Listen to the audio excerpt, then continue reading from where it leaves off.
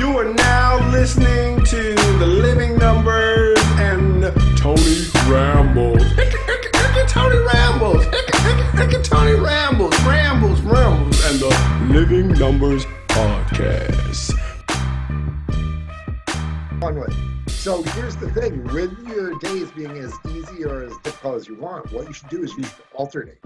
You'll have a really, hard day where at the end of it, you're like, I'm tired, but a good sort of tired. Leave it all on the field. And then the next day when you're resting, you appreciate it more. You know what? I don't think anyone's ever told me something like that. So just cycling like that. So like people who are like weightlifters, they'll cycle what they're doing if they're trying to bulk up. And so not every day is the same 4,000 calorie day of lifting the same way. Some days they go heavier on the lifting. Some days they go lighter. They're working different body parts. Some days they're eating a lot more. Some days a lot less. But if you're cycling like this, it allows you to actually move in the direction that you want. So, there's a reason why we need to build rest days in, whether it's physically from training or mentally / emotionally. So, you know what? You just got through a long year. The first 2-3 days, you should be doing nothing. Sitting there having, an adult beverage, sleeping in, not wearing pants, whatever you want. Yeah. You get back into mixing in some difficulty so that you don't atrophy. Man, that is so great. And what Okay, you just did there. Let's just turn it off. I mean, what you just did there is the essence of Joe Templin.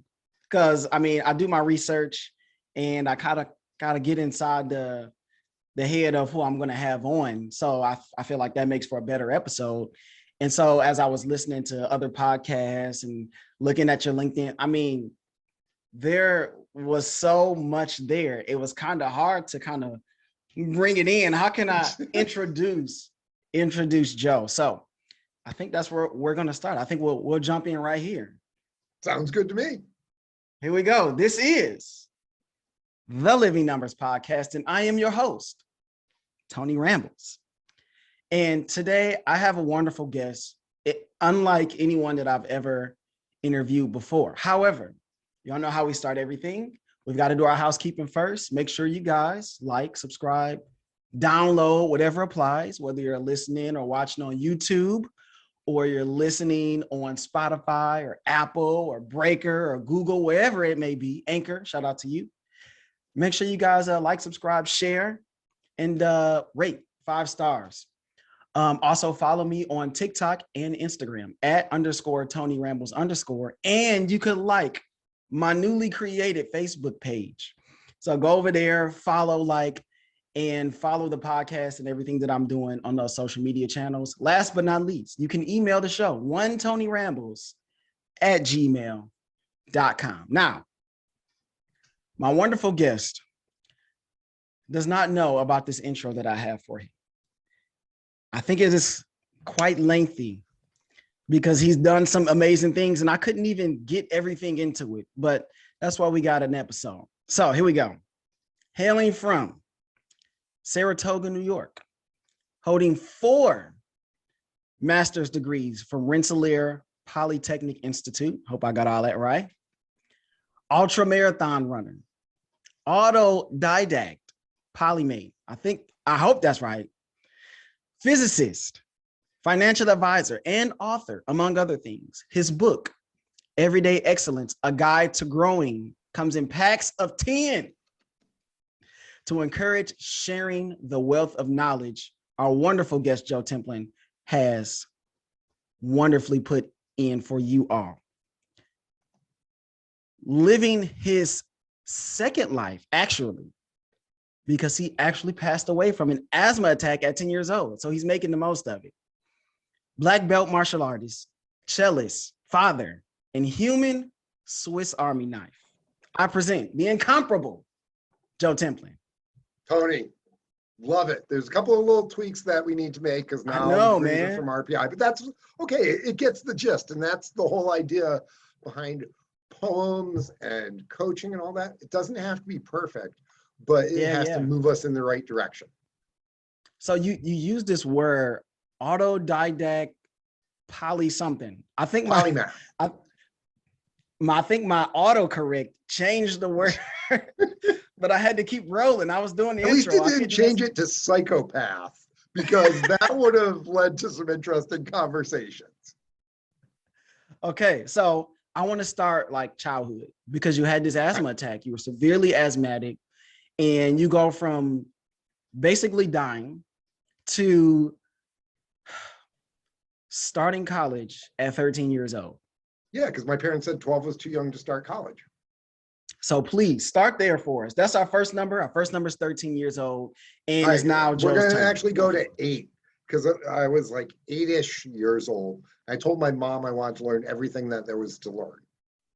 And Like in the she's like, world? okay, well, you better get to work. The encyclopedia is over there. So I actually literally read the entire encyclopedia, which was great when I went on like the trivia team, because I outscored like all the other teams combined. Sort of like Babe Ruth in 1927. But so that was my start. My mom was a nun. Yes, my mom, the nun. I talk about that regularly. And a college professor. My dad had gone to RPI, Army, and then went into consulting. So I had these two strains that really became part of my DNA, literally, and really drew me into the world of academics. But my parents encouraged it. I mean, my mom bought us bug jugs when I was a little kid so we could check things out. I was always trying to do experiments. In fact, she promised me a chemistry set. And then after I took chemistry, so I took chemistry in high school, got 99 on the Regents exam. I'm like, where's my chemistry set? And she's like, you need to take AP Chem. I got a 5 on the AP Chem. I'm like, where's my chemistry set? And she's like, you're too dangerous now. I'm not giving you one. So of course I ended up, going on and working for the Department of Defense in DARPA advanced research projects, and designed a nuclear bomb and a whole bunch of other stuff. So it's sort of like in NCIS, where Gibbs's father won't let him touch the rifle, so he becomes a Navy sniper. So give your kids the chemistry set, or else they're going to go make weapons of mass destruction and stuff like that. And as a side thing, by the way, I noticed you've got the Detroit Tiger Lions thing up there. Matt Patricia went to Rensselaer Polytechnic with me. Your former head coach was a couple years behind me. And so this is an individual, he was an aeronautical engineer, and he took that analytical mindset, and under the tutelage of Bill Belichick, ultimately became head coach. Now, Belichick is unlike Bill Walsh in that he did not share his information the same way. If you look, the Bill Walsh tree of coaching is crazy, much more successful because Bill Belichick hides his secrets. He'll outwork anyone and he'll take what he can from them, but it's continuous failure because he's not sharing his insights the way that Bill Walsh did. So hopefully I can be more like the Bill Walsh tree with your listeners and share some insights than with the of course you Bill will. Belichick sort of thing. Oh, and by the way, I am a Vikings fan. I need to put that out there so your people. Oh man, I think this interview is over. Yeah. Gosh. You know what? Vikings are okay. As long as you're not a Packers fan, then I think we're good. Leave those cheeseheads out of it, okay? Yeah. So how'd you become a Vikings fan? So you're from New York, right? Yep, I'm from upstate New York, and so all my cousins, and I've got like 40 cousins, were all Giants fans growing up. Okay, and so they were sort of obnoxious, and I was born in 72, so when I was a kid, that's when we had the Purple People Eaters. And so I'm like, oh, I love these guys and everything. And so, that was one of my early fascinations with Vikings and pirates and stuff like that. Even today, I want to be a pirate. In fact, I was doing a coaching call earlier, and I have a model that I use for handling objections that is called the pirate model because it's R. Wow. And so, these weird fascinations that we can have can inform us and actually give us some flavor in terms of who we are. Because if any of your listeners are in sales, don't try and be like everybody else. You can wear the white shirt and dark suit like I am, but be yourself, and it's going to be memorable. Because if there's 100 salespeople there, or 100 different companies, and 98 of them are the same, and one has a person with an orange tie or a completely radical different idea, guess what? They're going to get differential results from those that stick out. So don't be a sheep, be a leader. I always tell my well, when I talk to other teachers, and I tell my kids that, like, you just, whatever you are, like whoever that is, like you got to just be that, because nobody can replicate that. And that's the best person that you're going to be able to be, is you. Like, you can't try to do things a different way. And I tell this story all the time. I have a teacher right across the hall from me. We couldn't be more different in how we teach our classes, but the results that we both get, they speak for themselves.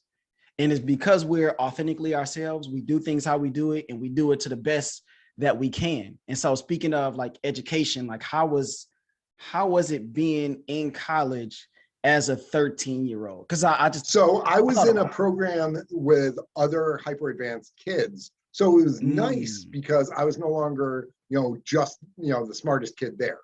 Okay. There were others who were smarter than me. In fact, I've got a guy, he's still a close friend of mine to this day, Dr. Adrian Scott, who went there to Hopkins with me and then on to RPI. And his parents didn't want to let him play with me because I was, like a bad influence or something. But he was the youngest PhD in applied mathematics from RPI ever. He picked up his MBA at the same time. And this is one of he was one of the founding investors in Friendster and MySpace, going back in the day. Oh, and wow. Okay. He is one of the leading experts on crypto, early stage crypto, like big time. Bitcoin was trading at like $1 a piece, which it might go back down to, but who knows? This is an individual who's just off the chart intelligence in a different way than I tend to be.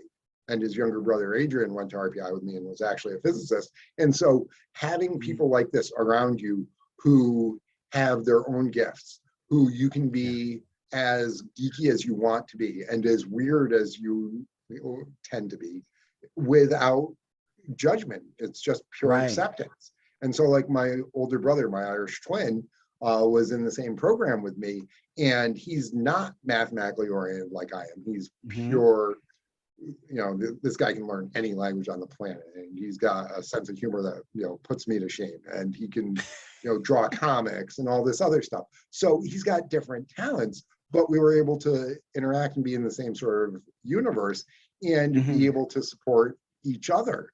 And so having your tribe of whatever your weirdness is with other individuals who are going to push you to be better in your capacity, whether it's other martial artists, other runners, other teachers. I mean, I'm surprised that there's not more teachers study groups where you can steal best practices from each other and be able to talk about some of the issues that you're dealing with, because there's more and more issues with kids, whether it's ADHD, autism, bad parents, lack of parents, drugs in the schools, social media, all these things that are creating these wrinkles that are difficulties in terms of you being able to help unlock the potential and get these kids to love learning, which is ultimately what the teachers are supposed to do, is light the fire in them, get them to want to learn.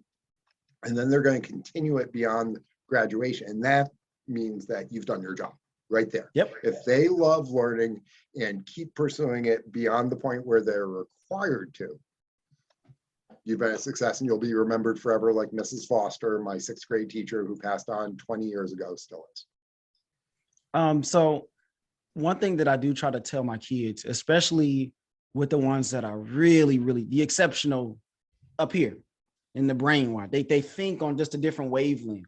I'm like, okay, it's one thing to be really, really, really smart, but there's a balance that you got to kind of have of being able to be around other people that are not as smart as you, frankly.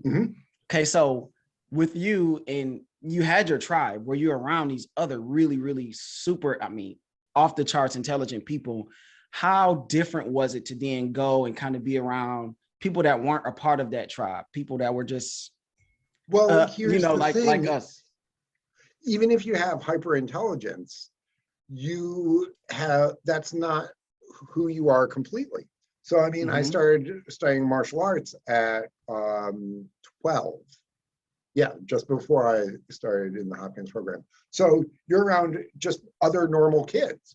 And, so people who might be much more athletically talented than you, because I certainly was not athletically talented, and I still am not. As I say, I'm a mathlete, not an athlete. So you're around these people who are better than you. So you're trying to learn off them. You're trying to emulate them. You're trying to like be more like them. And with martial arts or learning to play an instrument or learning a new language, it takes time. I mean, as I said, my brother is just unnaturally gifted with languages. He can learn almost anything. You know, I have other friends who are just unbelievably gifted physically in terms of stuff. I mean, there's a guy who I trained Taekwondo with, Nick, who, you know, just his body awareness was incredible and everything physical came easy to him. Okay. And so here's the thing, if everything comes easy, then when it's no longer easy, so if you're the incredibly smart kid and suddenly you go to college and you've never had to study and work, then it's a different world. So learning that early on was good for me. So the fact that I was not physically talented gave me an advantage because I knew I had to struggle. I knew I had to work hard. It's like David Goggins saying, I'm dumb. I need to study harder than anybody else just to catch them. And so I'm going to outwork them. You know, Eric Thomas saying the same thing. You're not going to outwork me. Okay. Yeah, and so it's something to be said. I learned that from the martial arts side of things, and then was able to apply it within the world of academics and intellectual learning.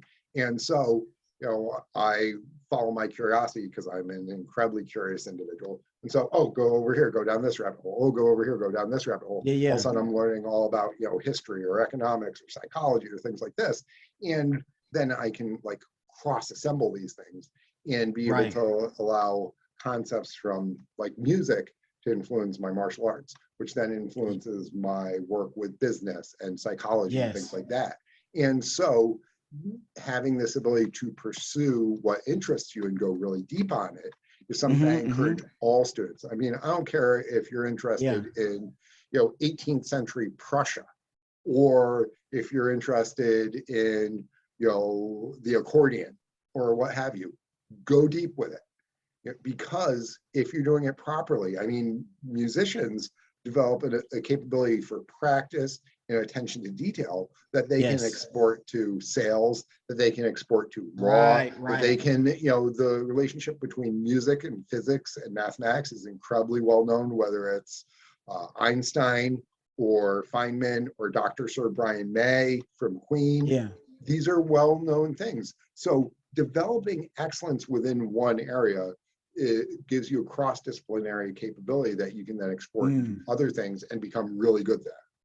Right. And you start to kind of round yourself out as a person because you're so great here. It teaches you these skills that helps you to become not bad, not just competent, but start to maybe get good in these other areas because of those things that you've learned.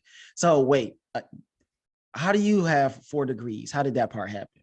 So I got a big head start. I don't sleep that much. You know, I've got these huge interests. So I was studying physics and I was doing literature at the same time, which led to communications. And then, you know, I graduated, I rolled right into working on my master's work. And so I was working on towards my master's in Taekwondo, my master rank there.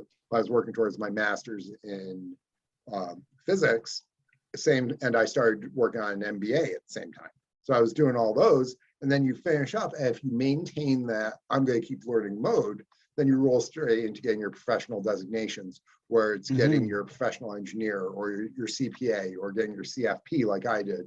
And also, you know, my chair advisor of philanthropy and all these other things. So you pick those up. And then when you stop doing that, well, maybe I'll start studying this. Maybe I'll, you know, so a few years back, I started studying after really getting in depth on psychology, not just performance psychology, but also behavioral economics and stuff like that. I went and got my certified executive counselor and then my master's certified executive counselor, so I could work in that space. And so if you're just continuously learning, you will accumulate these degrees. But accumulating degrees doesn't necessarily mean you're intelligent. Doesn't necessarily mean you learn. It means that you've jumped through the hoops and got the box. So the important thing is to be able to extract the information.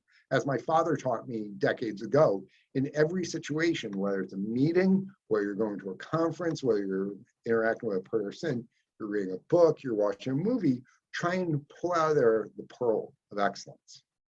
Yes. And if you can pull out pearls of excellence from all these different things, eventually you can string enough of them together and you have a very rich life. So how did you land on, because you've done like a ton of different things. You have all of this expertise, you have all of this training and these certifications and this education. How did you pick something to kind of actually focus on and like make money? Like how'd you decide where to get the job? So, I started my master's in physics, and my godfather and namesake died unexpectedly. And he had the family farm. And because of a 20-plus-year-old will, crooked attorney, no financial planning done properly, we ended up losing the family farm where I learned to fish and swim and shoot and all that. So I decided I was going to go into financial planning.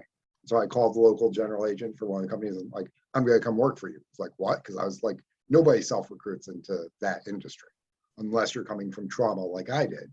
And so I called them up, went and interviewed, started working as a college intern. Eventually I was running the internship program. Eventually I won all the awards, serving on the national board, win the 4 under 40 award, all that sort of stuff. So I went incredibly deep into that. I wrote white papers on taxation and, really geeked out in some areas, but I was also a full-time financial advisor. And I got into coaching and development there, which was a reflection of my teaching background because I taught in grad school, I taught undergrads, I taught martial arts, my mom being a teacher, my sisters being teachers. So it's natural. Communicating and helping make other people better is part of just who I am in a lot of ways. So I started recruiting and developing and training other financial reps. And I drifted even further and further than that because I was getting into the processes because the processes were broken. And so, then I started consulting with various home offices to help them tweak their training program to better effect so that their people could reach more and help more people. Because in the end, ultimately what I do is I help people. Right. Was financial planning, consulting, writing, coaching, speaking. It's all about helping people in the end. Yes. As Muhammad Ali said, service to the others is the rent we pay for our room here on earth. Okay? So I believe that all the way. And my mom always said, if you're having a bad day, go help somebody. So my mom, the nun, taught us about service, not by preaching to us, but by exhibiting it. Showing, by example. living it. The old saying, preach the gospel, and if necessary, use words. Okay. Or as the Stoics say, don't talk about what a good man is, be one. Yeah. So I had these good examples throughout my entire life, whether it was my parents, my aunts and uncles, my cello instructor, my martial arts instructor, my mentors at work. So I had some great examples. I had some lousy examples. So they were basically warnings as opposed to beacons, but you develop who you are over time. And so the financial advising led into, consulting, ultimately leading into speaking and teaching around that. But again, as Nietzsche says, if you have an overarching theme to your life, and so helping others and creating underneath that, utilizing my synthetic knowledge capability is one of the things that allows me to live in alignment in a lot of these different ways. So, I'll go from a coaching meeting where I was coaching financial advisors right before I jumped on here to having a discussion with you about education and being able to look at the numbers and do all that, to going and actually tutoring my 15-year-old kid afterwards on his French, to going and doing martial arts and then going doing something else and then going to scouts. So it's just an alignment. And so one of the things that I say is in your teens and 20s, you need to explore and discover what excites you, who you are, and you start building skills and knowledge and relationships and resources. Then your 30s, you start putting it all together, and then you can start flying and really creating, really taking off. Yep. So you mentioned you have 2 kids. They're both autistic. I got 3 boys. 3 hooligans. Oh man. Yep. So talk about that, because you are very busy. You do a lot of stuff. You have a lot of interests. You run your ultra marathons, which we'll get into. You can talk about as well. But how do you kind of balance that, family time that you need to have with your kids and all of the amazing things that you're doing? Okay. Well, one, I said I don't sleep that much. I sleep about 5 hours a day. So Arnold Schwarzenegger had a speech years ago where he was talking about, fully maximizing your day and taking advantage of it. And he's like, well, you say you need to sleep 8 hours, sleep faster. Okay, you don't necessarily need 8 hours. 7 hours, 6 hours, catch up a little bit extra on the weekend. Take a 10-minute power nap, schedule it in the middle of the day. Just be ready to go. We're more tired in our mind than we are in our body. Okay, so you can get acclimated to that in a lot of ways. And so if you, Jocko Willink says, get up earlier, shift your day, because before other people get up and can disrupt it, you can be more productive. So you can actually, a half hour in the morning, you can get more work done than a half hour in the evening, typically. I agree. So that's totally. coming into the efficiency component. And I try to be very efficient. I've gotten rid of all of the games on my phone, basically. And I multitask, because we all have 86,400 seconds per day. And when the clock strikes midnight, it's gone. Okay, so did you waste it? Did you spend it? Did you invest it? Because if you invest it, you'll get dividends that then help you out down the road. And that's the nonlinear growth curve on here. Yeah, talk about it. Okay, we'll get back to that. So, we all have the same amount of time, but what can you do to multitask that time? So, for example, when I'm working out in the morning, I'm also listening to a podcast or an audio book or something like that. So I'm taking care of my body. I'm also feeding my mind. And depending on what I'm listening to, it could be taking care of my spirit. I'm supervising kids doing homework, but I'm also making dinner at the same time. And we might have a podcast going on at the same time, so that we're all learning together. So that gives us a shared knowledge base to be able to have discussions around. So I can get some lessons there that are important to me as a father, to make sure that my sons grow into good leaders and independent, respectable contributors to society, as opposed to growing up to be Lex Luthor. So you can multitask like that in a lot of ways. And so people are wasting a lot of time. So they commute into work, and what are they doing? They're driving and listening to the radio, paying attention to gossip, which is just filling their head. Listening to the news, don't listen to the news, okay? The news is meant there to sell commercials. It's there to create fear, create attention, things like that. You know what? You can get whatever information you really need in 2 to 3 minutes a day by looking at the front pages of stuff and a Twitter feed that has a couple of things that in 2 to 3 minutes, and then you don't get scared. Because when you get scared, it creates cortisol, and it makes you dumb. Literally, it weakens your brain. So you reduce your cortisol, which comes from sleep, good meditation, proper food, working out, listening to music, interacting with individuals. Smiling is a great thing. So smile at other people. See, you just activated my mirror neurons. I want to smile. My cortisol levels are dropping. My serotonin levels are going up. I'm more intelligent now for the next couple minutes and creative because you smiled at me. Thank you for that gift. Yes, okay? That's what we do around. Absolutely nothing. And how much time did it take? It was literally part of the normal interaction. Yep. Okay. Yep. So by doing that, you're helping others and you're helping yourself, and you're making yourself smarter and more creative for the next 10, 15 minutes from it. So smile more. So I wanted to touch on this because of your financial background. And our next number here is oil is over $120 a barrel, which is double from where it was in August last year. So, could you just shed some kind of light on why this is happening, or maybe what we can do going forward, just for the layperson like me, who's not, involved in all of these high priority meetings? Okay. So one, be efficient with your time. So like I grew up out in the country, so it was 10, 15 minutes to town. My hometown did not have a traffic light until after I got out of grad school. So my parents would not run into town just to go buy milk.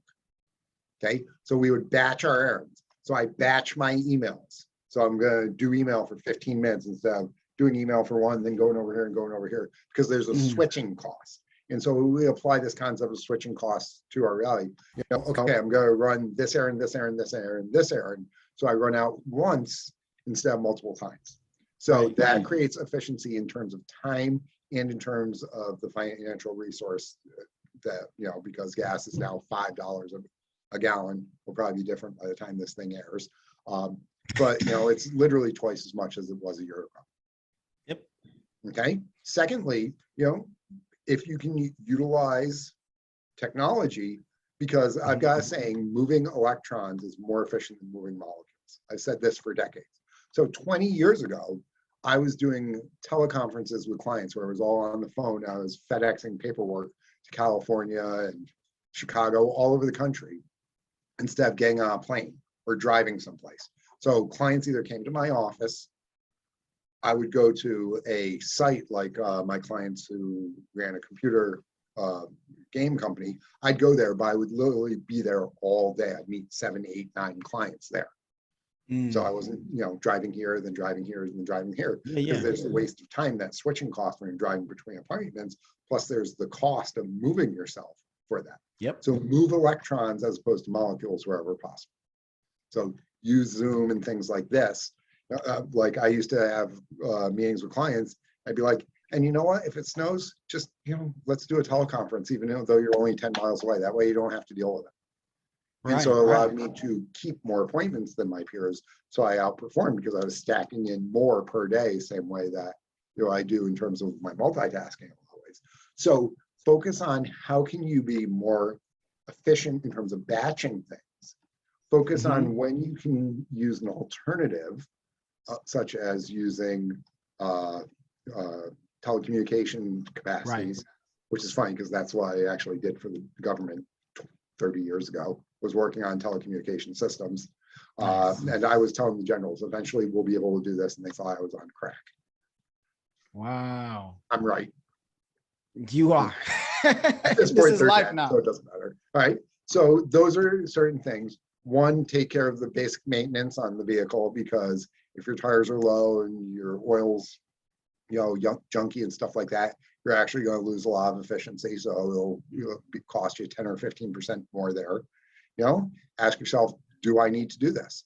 So like the store that I go and buy milk from is just over a mile away. Hey, you know what? Put on a backpack. I'm going to walk and get my, physical activity in. I'll listen to a audio book or whatever while I'm walking there, and then walk back. And so instead of spending, when you look at the entire cost of start up, turn down, with the vehicle, the wear and tear and all that, probably cost me $5 to make that trip all told. Okay. Or I can go and I can actually get benefit from it and still have the same effect. Now, because there might be a time constraint there, but if you're multitasking and doing other things that you need to do anyway, you can end up having a benefit from it. So I remember when I was a kid, my closest friend out in the country where we lived was 5 miles away. And being one of 6 kids, my parents couldn't take the time to drive me and all that. So I would bike 5 miles to go see my friend and 5 miles back. Not a big deal. And with that, so we're going to talk about now your life as an ultra marathoner. So we're going to start with 10K, because I was listening to you on the podcast, and you said that this is kind of the sweet spot. And you said this thing that was very profound to me, and it applies across disciplines, which doesn't surprise me. You said, run until being a runner becomes a part of your identity. So, and you said 10K was that sweet spot. So I want you to kind of zoom in on the ultra marathon thing, but also talk about one of the things that was more difficult, like to ingrain, to make a part of like who you are. Well, becoming a runner in my identity was something that took years and years. So I ran cross country in junior high and all that. And I didn't run in high school because I wasn't good enough, quite frankly, because my high school was the best running high school in the country. I mean, we produced Olympians. We won the state, the women won the state championship like 15 years in a row. I mean, it's just crazy. So if anybody knows Art and Linda Kranick or is a cross country runner, they know about that. They know about Saratoga High School. So, I did running, and then I started, Taekwondo and volleyball, but I ran to supplement it because it was great cross training. And that's always how it was. So in my mind, I wasn't a runner. I was a volleyball player. I was a martial artist. Okay. So, and I ran some 5Ks in high school because there's always a charity event, or, at a lot of the conferences, there's one. So did that, and then stretched out to 10K when I was a college intern, because the company had a 5K race and a 10K race. And I'm like, oh, only the old people do the 5K or the walk. I'm doing the 10K because I'm 24, 25 years old. I'm competitive. Of course I'm going to do that. And one of the guys like, come on, do the 10K. I'm like, okay. And so that's literally what it took to stretch me from 5 to 10K. And when you're in your 20s, it's easy. Just do it. Okay. But then I saw people doing marathons. I'm like, I'm going to do a marathon. I'm going to do it before I turn 30. Because if I don't do it before I turn 30, I'll probably never do it. But there's these, mental numbers in our head. Anything that ends in a 0 or a 5 is a big number for people for some reason. Yeah. Okay. So I said I'm going to do my first marathon before I turn 30. No, not that one. I don't have it here. Oh, yeah, I do. Okay, here we go. There we go. Big Rock and Roll Marathon, San Diego. Did it 3 weeks before my 30th birthday. Nice. Okay, and finished it. And I'm like, okay, I'm going to do another one of these because something like 70% of people who do a marathon only do one, then they stop. Something like 70% of people who go into martial arts get their first degree, black belt, and they stop. So I'm like, I'm not going to be the one and done guy. I'm not going to be a one-hit wonder. So I did the same marathon the next year. But to do a marathon, that's 4+ hours that you're out there. You've got all this training. You need to, sleep. You need to alter your entire life to do that. Okay. Or else you're not going to do it well. You're going to get hurt, things like that. And so I'm like, after the second one, I'm like, that's it. I'm never doing another marathon. So, I did 5Ks, 10Ks. Then a couple of years later, some of my buddies from high school called me up. They're like, hey, Templin, you're a runner. I'm like, I'm not really a runner. I run, but I'm not a runner. So they're like, hey, we got this cool thing. It's really crazy. So we thought of you. I'm like, really? All right, fine. What is it? All right, so you go and you sit in a van and we drive out to this place and everybody runs one leg after another. So you sit in the van while somebody else runs. All right, cool. And then, you sleep on a floor someplace or, out in a field, and then you run another one. And then you run it again. So it's 3 legs, 200-mile team relay. So you're going to do 15 to 17 miles. And then we partied. I'm like, I'm in.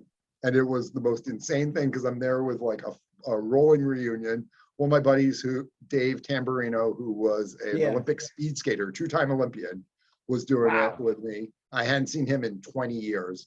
And like, he calls me a week later. He's like, dude, I had this dream that we were in this van and we were running. I'm like, that was no dream. Okay, and so you get Stockholm syndrome. So that's Ragnar's. I've done like 20 of them now. Oh, more medals. Yep, more medals. So we did all that. And then COVID hit a couple of years ago. And my running team, the Road Hazards, like, what are we going to do? Because we're used to doing this. So we did like a moonlit 5K virtually and a remote Ragnar. Then they're like, hey, let's do a backyard ultra. So an ultra marathon technically is anything over 26.2 miles. So like, all right, every hour you're going to go out and you're going to run 1, 2, or 3 miles. I'm like, okay, cool. I'll do 3 miles because, I'm one of the guys who's like more of a mileage hog. I'm not fast. I'm not, graceful in any way, shape, or form. I look like a broken, pirate. I sound like one. But you know what? I do it. Okay. And it's one of those things where it's all heart as you get deeper into it. It's all spirit. It's what have you done beforehand? So it's endurance, which I was always high endurance in Taekwondo. So I just outlast people until they get tired, then I'd be able to beat them. But so I was able to have the stick to it. It's probably because I'm a thick-headed Irishman. I'm too stupid to give up. So I would just keep going and going. So I committed to the 3 miles per hour. I didn't realize we were starting at 9 a.m. I thought we started at 5 a.m. So 5 a.m. I get up and I go run my 3 miles. And then I rest. And at 6 a.m. I go run my next 3. And then I'm like, where is everybody? How come they're not posting? And then, at 9:15, 9:30, people start posting that they're running and everything. They're rolling in. Oh, okay. So I'm like 4 hours ahead of everybody. I'm 12 miles ahead. All right. And then after like 20 miles, 25 miles, other people are dropping out. I get to 40 miles and everybody's dropped out. And then they start encouraging me in this stupidity. Hey, keep going, Templin, keep going. I'm like, all right. I always swore I wouldn't do another marathon. So from a mathematics point of view, 2 negatives make a positive. So I'll just do a double marathon. And in my mind, 40 miles in, that made sense.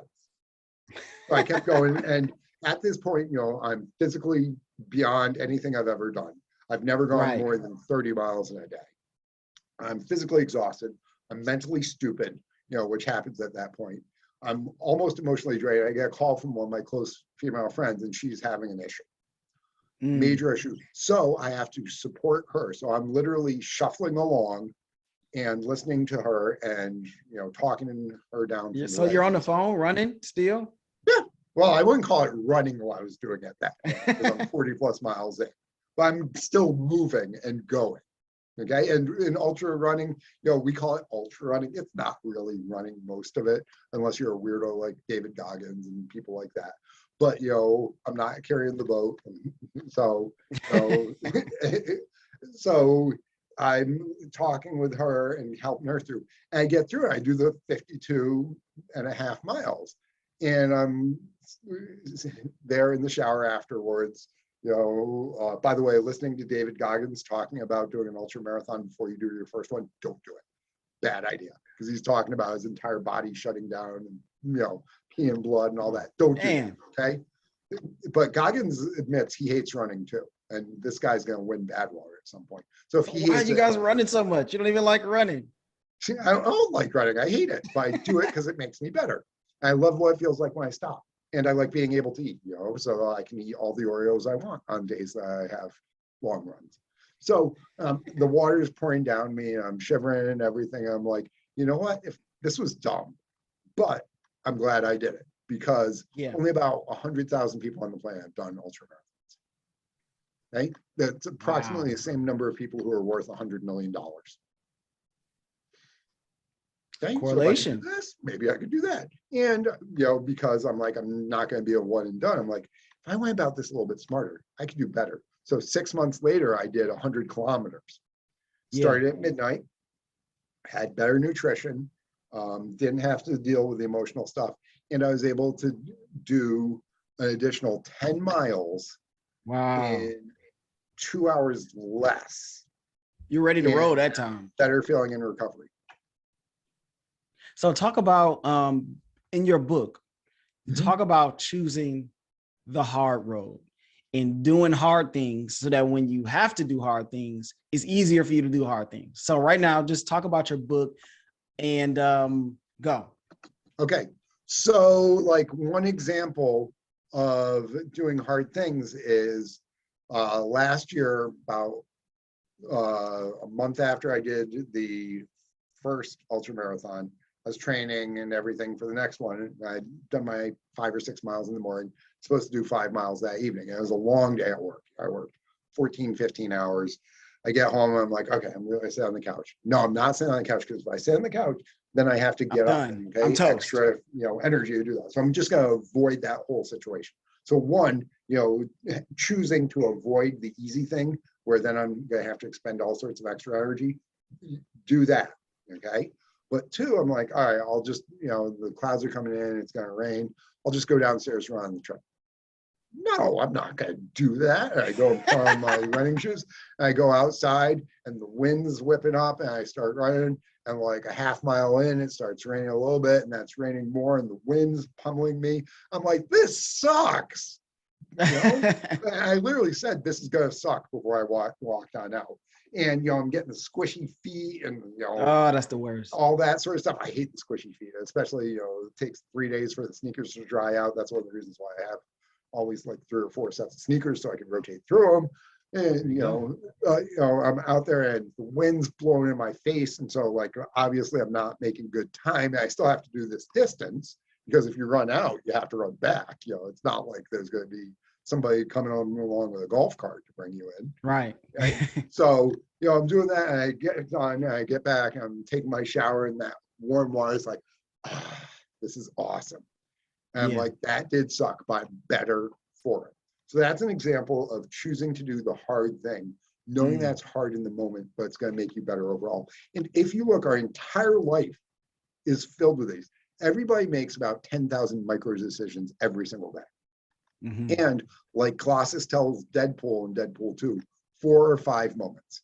4 or 5 moments, what determines in a lifetime whether you're a hero or a villain. Well, for those of us without superpowers, unfortunately I don't have any, 4 or 5 micro decisions every single day determine if we're a hero for that day or a villain. If our arrow is pointed up or pointed down. If the day is green or red. Okay. And those are micro choices that we can set up our environment to make better ones. Like, for example, if you don't want to eat junk food, don't have junk food in the house. Yep. Okay, this is part of what Thaler got the Nobel Prize in economics for, because of behavioral economics, nudge theory stuff. Okay, make it so that you can make the less bad choice, as we said in the fraternity. So in any situation, you have two potential choices there, two parts of the decision tree. You can do what's easy now, feels good. I'm going to have this cheeseburger instead of eating healthy. Yeah, double I'm going to play cheeseburger. this video game instead of cracking the book and studying. I'm going to have the drag on this cigarette. I'm going to go on this app on my phone that maybe I shouldn't. I'm going to, so I'm going to get that moment of rush of joy and feel real good and do the thing. But what happens long range? Okay, I'm going to avoid the conversation with the person that I care about because it's just easier to avoid it now. What happens eventually? You get divorced or you break up. Okay, I'm going to eat the cheeseburgers and eventually you're 250 pounds and you're diabetic. 9 out of 10 leading causes of death in the United States, other than COVID, are lifestyle choices. And COVID was a comorbidity with all these other things. So if you were overweight or diabetic or developed cancer from your life smoking cigarettes, you actually increased your probability of death from COVID by a huge factor. Yeah, for sure. So if you do what's easy now, your life becomes much harder down the road. But if you do the hard thing now, studying, well, then you pass the test and you get the good job and you make a lot more money. Okay, so study, stay in school, guys. Okay, if you have that difficult conversation, you nip stuff in the bud and you can actually keep your relationship going. If you go and run in the cold, even though you don't like it, you have reserves, mental, physical, and emotional, that you can tap into down the road if need be. Right. Okay, When so the hard by times do choosing happen, to do the difficult things, the stuff with the higher activation energy, it actually leads to better results. So do the hard things and your life becomes easier. But if you choose the easy path, life ultimately becomes really difficult for you. Wow. I mean, it's no better place. So we're going to get to our 3 whats. I always do this at the end. And I have my 3 what questions. So the first one is, what's an unpopular opinion that you may have? I would say in your field, but your field is everything. My field's the field of life. So my unpopular opinion is that convenience kills, that we are coddling individuals and we're making it so easy for everything that people don't have resilience. They don't have the ability to overcome obstacles. They don't have the belief that they can overcome said obstacles. And so Goethe has a quote, which is sitting on my board here: too many parents make life hard for their children by trying too zealously to make it easy for them. And we have made it so easy that they no longer understand what it's like to work hard. So that leads into my next question. All right. Okay. What advice would you give to a high school student? Because I do have some kids that watch my podcast. So what advice would you give to those students if I took this back to my classroom? Okay. So my kids are high school age. And so obviously they're not going to listen to me because nobody listens to their parents. They listen to their favorite uncle or what have you. But one, avoid people who are going to lead you down that bad path. You become who you are around.